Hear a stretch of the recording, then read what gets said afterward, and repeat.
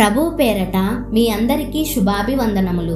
ఈరోజు మన అనుదిన వాక్య ధ్యానమైన ఎడారిలో సెలయేర్లలోని వాక్యము. వారు పక్షిరాజుల వలె రెక్కలు చాపి పైకి ఎగురుదురు. యెషయా గ్రంథము 40వ అధ్యాయము 31వ వచనము. సృష్టి ఆరంభంలో పక్షులకి రెక్కలెలా వచ్చాయి అన్నదానిపై ఒక కథ ఉంది. మొదట్లో పక్షులకు రెక్కలు ఉండేవి కాదట. దేవుడు రెక్కల్ని తయారు చేసి రెక్కలు లేని ఆ పక్షుల ఎదుట పెట్టి, రండి ఈ బరువుల్ని తగిలించుకొని మొయ్యండి అన్నాడట. పక్షులకి అప్పటికే రంగురంగుల ఈకలున్నాయి, పాటలు పాడే స్వరముంది.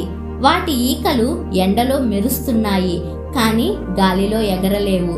తమ ఎదుట పడి ఉన్న బరువుల్ని తగిలించుకోవడానికి మొదట్లో సందేహించినా త్వరలోనే లోబడినాయి. ముక్కులతో ఆ రెక్కల్ని తమ భుజాల మీదకి ఎత్తుకొని మొయ్యడం మొదలుపెట్టాయి.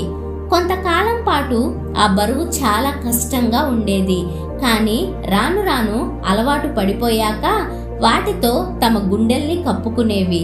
త్వరలోనే వాటి చిన్న శరీరాలకు ఆ రెక్కలు అంటుకుపోయాయి. మరి కొంతకాలానికి వాటిని ఉపయోగించడం ఎలాగో వాటికి తెలిసిపోయింది. వాటి సహాయంతో గాలిలోకి ఎగరసాగాయి. మనము రెక్కల్లేని పక్షులమే. మనకున్న బరువు బాధ్యతలే మనం పరలోకం వైపుకి ఎగిరిపోవడానికి దేవుడు మనకిచ్చిన రెక్కలు. మనం ఆ బరువుల్ని చూసి భయపడి వాటిని భుజాన వేసుకోవడానికి నిరాకరిస్తాం. కానీ వాటిని ఎత్తుకొని మన హృదయాలకు కట్టుకుంటే అవే మన దేవుని చెంతకు ఎగిరిపోయే రెక్కలవుతాయి. ఏ భారాన్నైనా మనం సంతోషంగా ప్రేమపూర్వకంగా ఎత్తుకుంటే అది మనకి ఆశీర్వాదంగానే పరిణమిస్తుంది. మనం చెయ్యాల్సిన పనులు మనకు దీవెనలుగా ఉండాలనే దేవుడు నిర్దేశించాడు. ఏదైనా బరువును ఎత్తుకోవడానికి మనం మన భుజాలను వంచడం లేదంటే మన ఆత్మీయ అభివృద్ధికి ఒక అవకాశాన్ని తిరస్కరిస్తున్నామన్నమాట.